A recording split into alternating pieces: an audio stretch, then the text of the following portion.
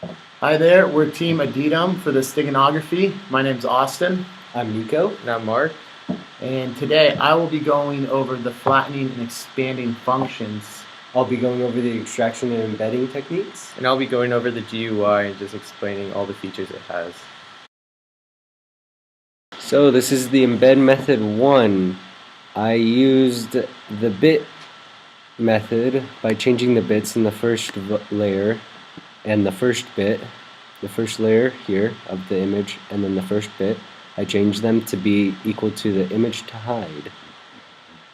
And then I put that layer, that new layer, into the new image, and then the code outputs this image here.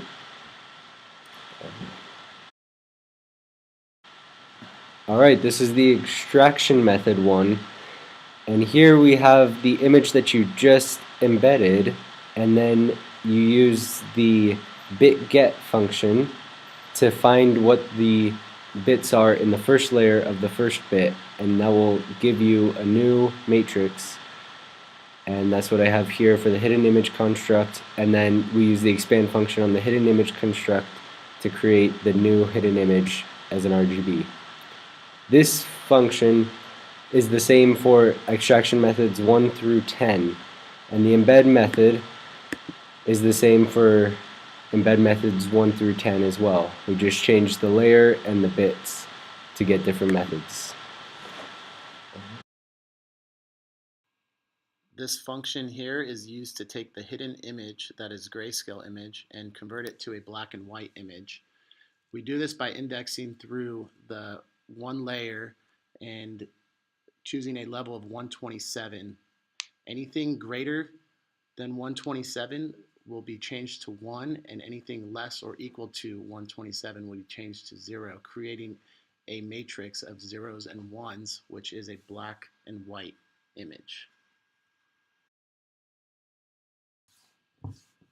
This function here is taking a flattened image, which is black and white, changing it to a RGB image. By doing that, we find the size of the flattened image, the n by m, and the number of layers, and we create a matrix of zeros, and we equate each layer and all of the rows and columns to the flattened image, which will therefore create an RGB image.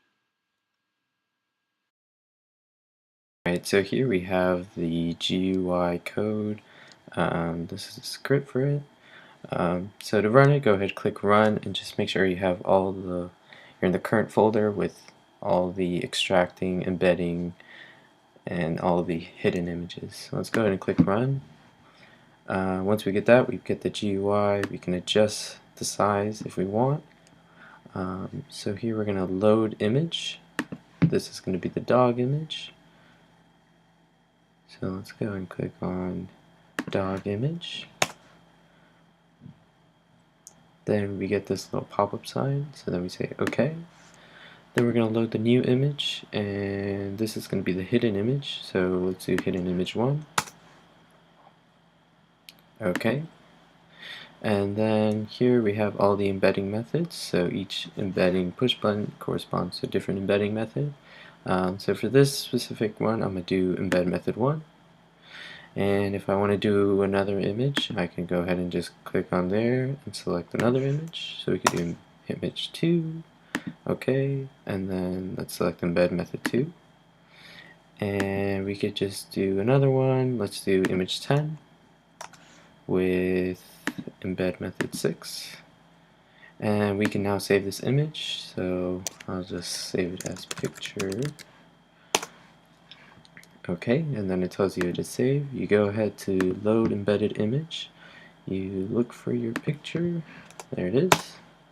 And then as you see, since I use embed method 1, 2, and 6, I can no longer select them on the embedding methods. But on the recovery methods, it specifies which ones you use so you don't lose track.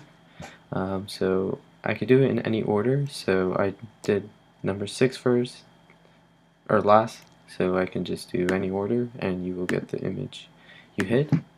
And if you want to redo everything from scratch, you can just hit this reset button and that'll clear everything.